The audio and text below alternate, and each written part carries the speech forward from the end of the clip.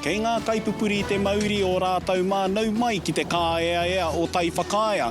Ki tēnei pāhotanga motu hake a te karere ki konei ki roto o whakatāne te mānuka tūtahi, te wāhi whakahaere tia na te whakataetai o te rangi taiki. Kari taihua mo te roanga o e nā kōrero.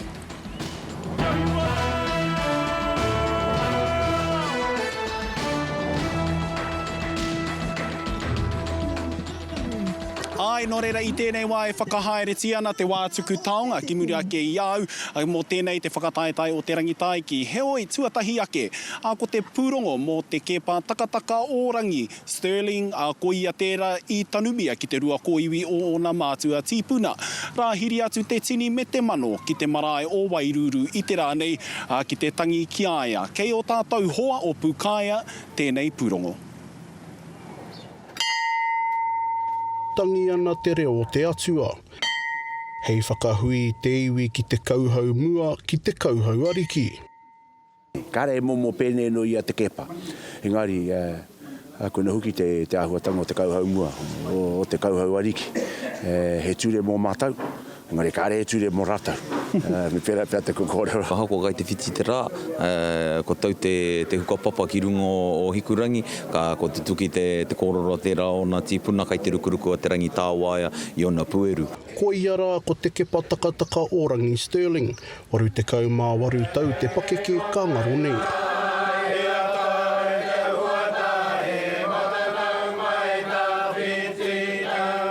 Me te ahako ia te pōtiki rakaraka o tōna whānau.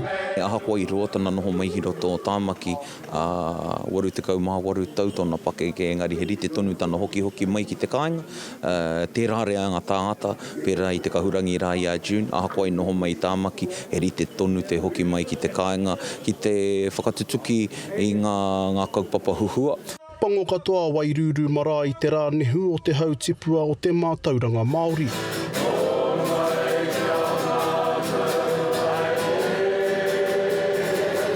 Nāna I tū ai te kura āiwi tuatahi ko te kura Māori o ngā tapuai. Ko te reo Māori, te waka wairua ki o mātua tūpuna.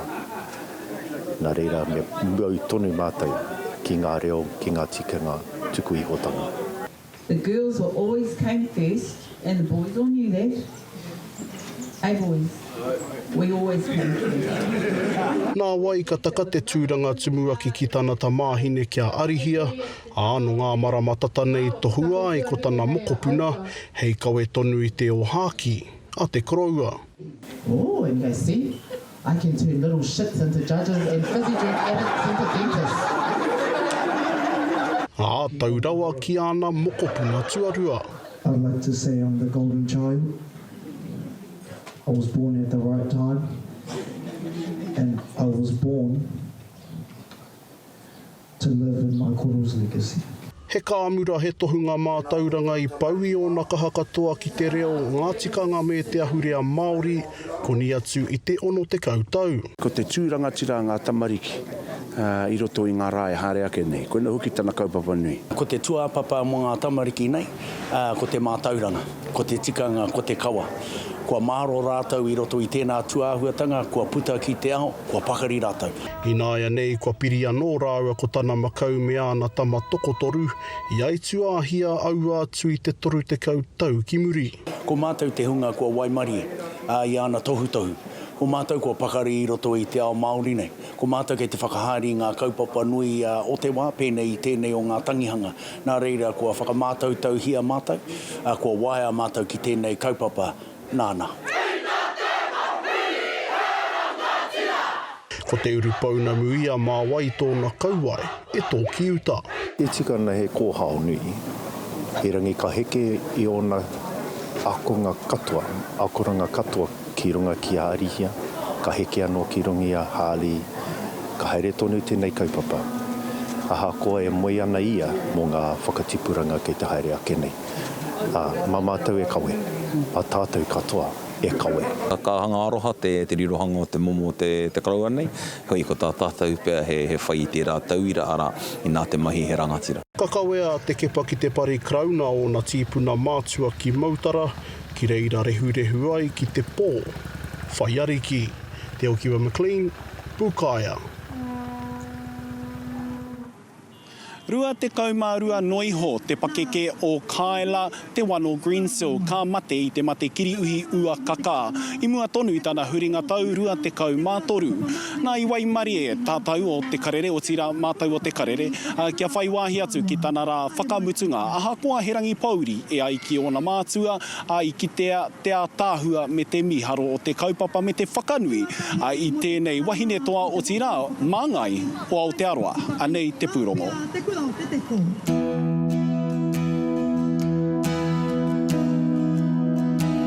Whakaahua mai te rerehua o Kyla te Wano Greensill.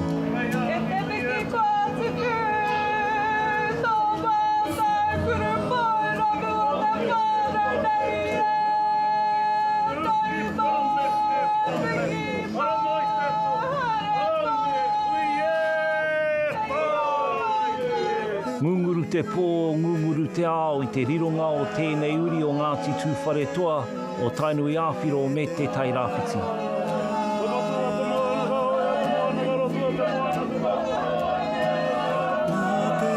He rironga I ti haihai te whatu manoa o te whānau, o tira te motu whānui, engari waiho tēnei rā hei whakanui I ngōna pukengarau.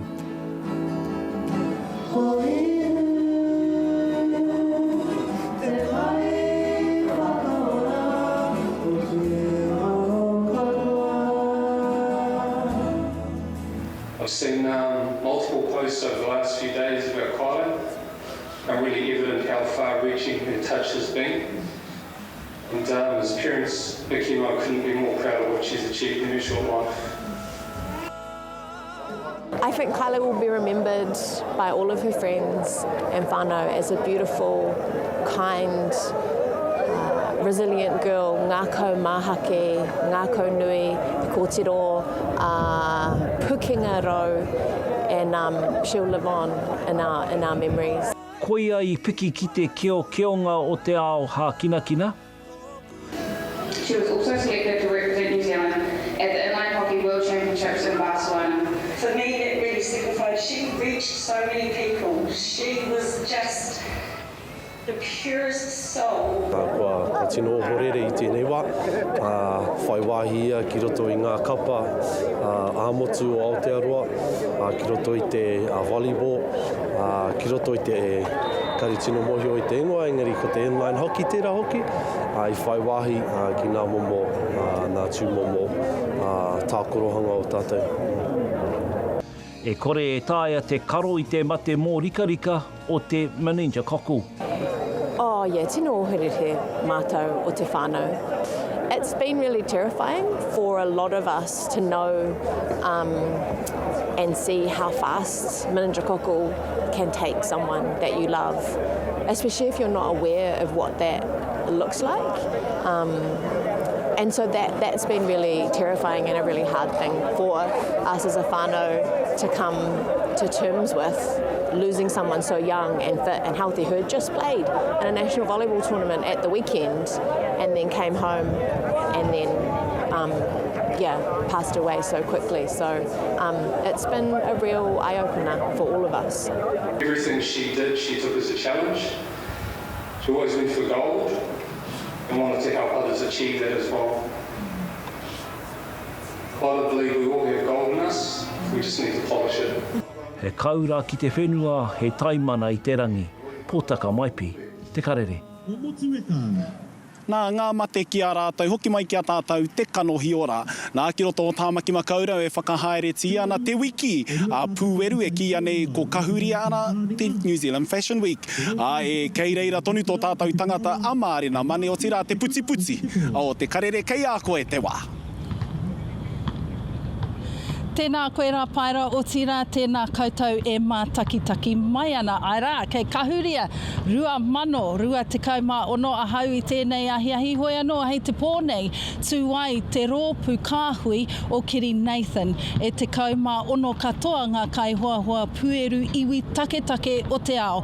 Kaua ko Māori anake, engari ngā iwi taketake o te ao. Ana, hei a pōpō koutou ki te atu ai I te rā whakāturanga nui whakaharahara.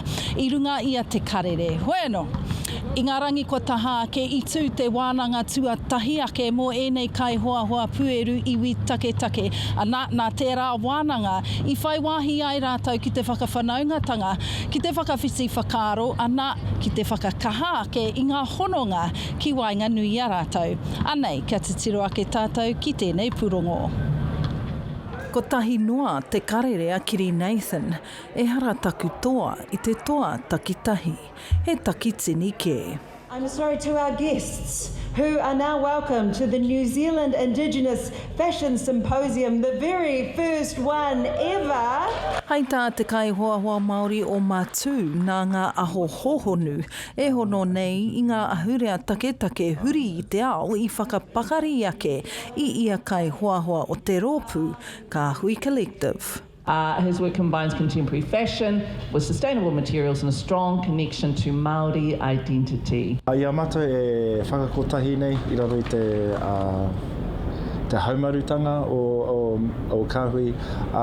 Kua tino rongo nei e kawe nei ngā tangata take take o tērā wahi I a rātou tikanga, I a rātou ake reo hoki. Anā I kōrero ngā kai hoa hoa take take o Alaska me Inia mo te āhua o te kawe a o rātou kākahu I tō rātou whenua, tō rātou nā whakapapa me te tohe I roto I ia tui tui.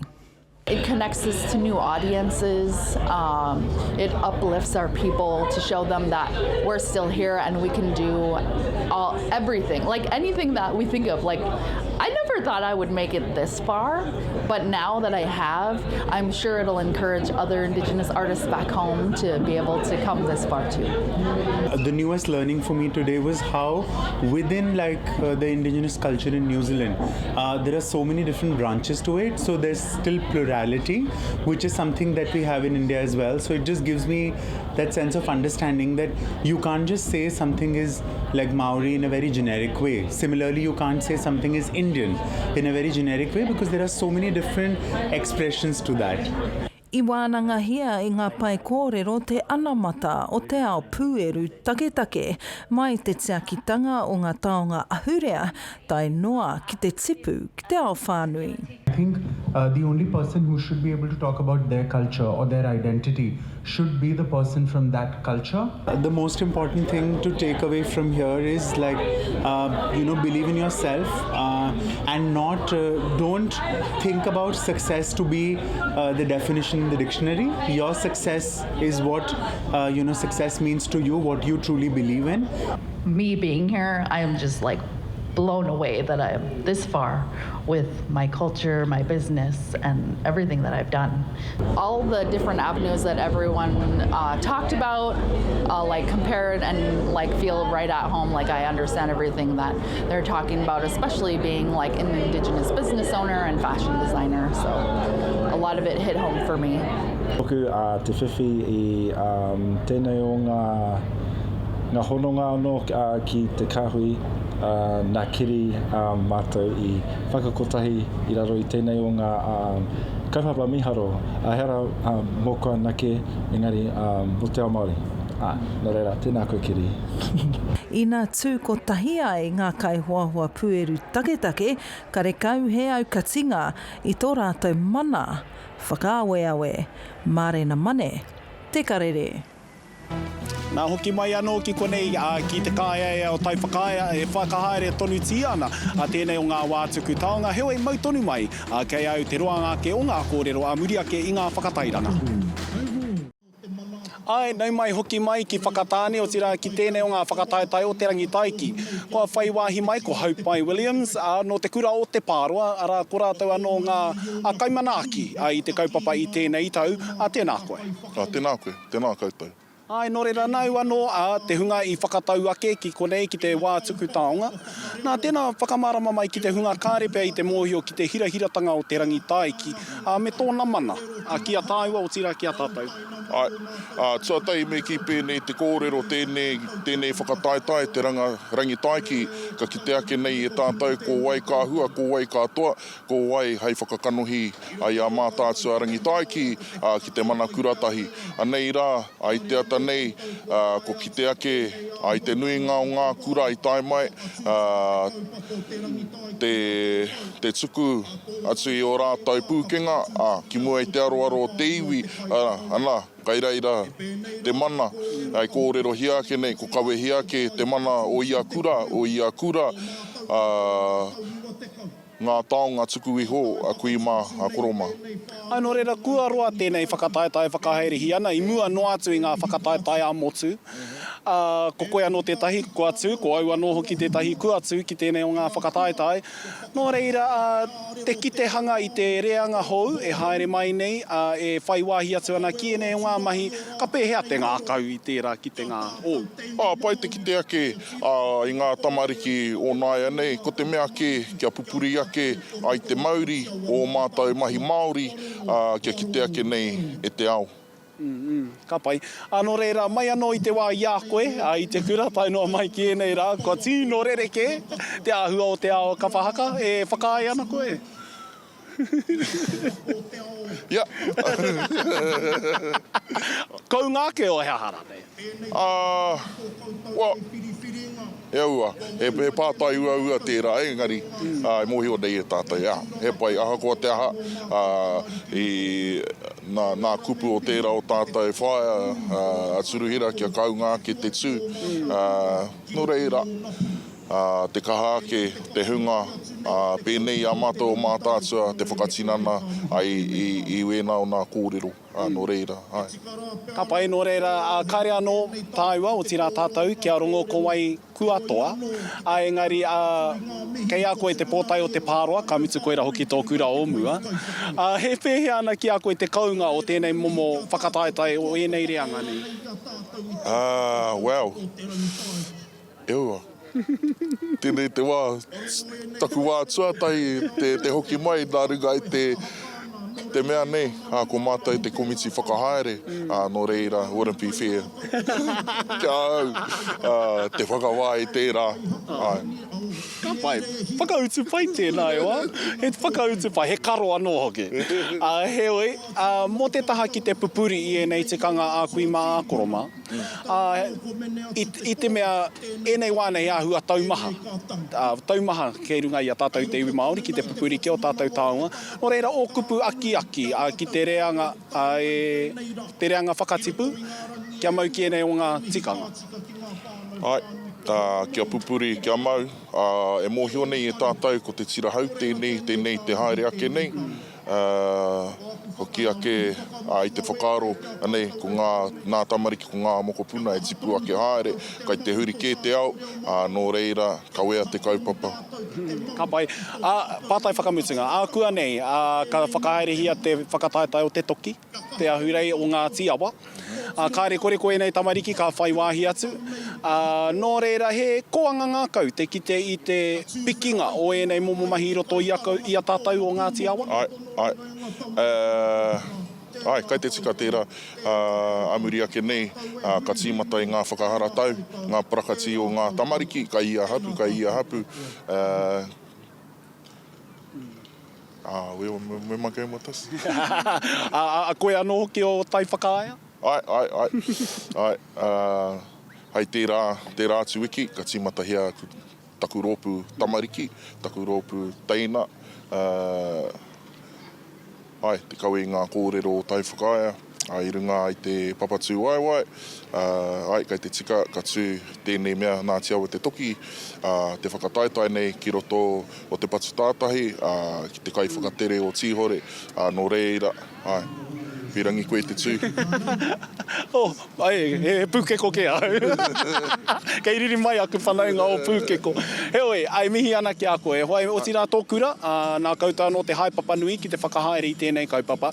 No reira, Haupai Williams, no te kura o te pāroa, te komiti whakahaere, tēnā koe. Tēnā koe. No reira, kia mautonu mai e hoa mā, haimuri ake i ngā whakatairanga, he kōrero anō kei te haere, o tira ko ngā tohu Huarere o te wā. Auraki mai anō ki te kāeaea o tai whakaea ki konei e whakahaeretia ana te whakataetai o te rangi taiki. Heoi e nahanaha ake nei ko ngā tohu huarere o te wā. Kia ora tātou, the song is about our love and our passion for our language, our cultures, our rich history, the whakapapa and our great people too.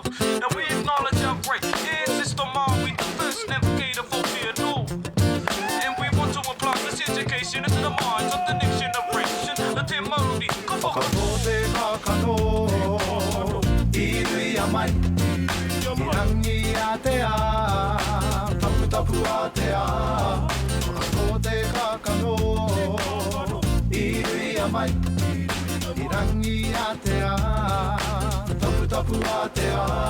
Ko te tanga a kera, tēnei o te ika o Māui, tiki a taranga, ka whakamau te kauairunga o muri ranga whenua ka whakatau, whakatau, hā, te runga hikurangi tōna waka, ko nuku tai me hangauri o Māui, po te ki tēnaka kia, ko tēnei taku pare nau mai, ko tomo kia, ki taku aharoa whakaroko, ki taku pare kōrero, ka puta te ia o te oro o te whakaro mai, taku pū moto tēnei, te tangi o taku koro ka toro tika taku renga, ki ngā tipuna kua inga kua hinga ki te mamoro, moi mai rā, moi mai rā, moi mai rā, moi mai rā, moi mai rā, moi mai rā, te hunga, ora ki a tātou tihei mauri o. Kato te kakano, irui a mai, i rangi a te a, tapu tapu a te a.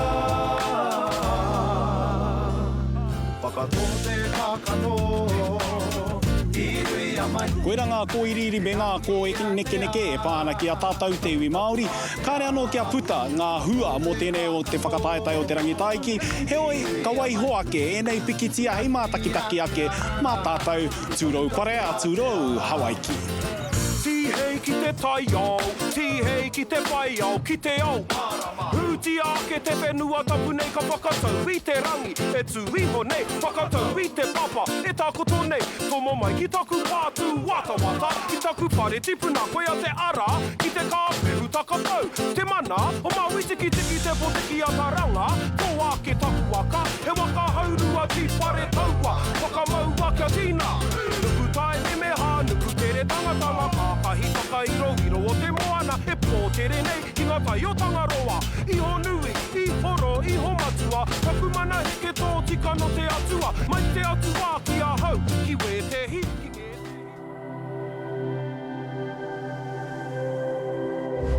Ko te reo, te take.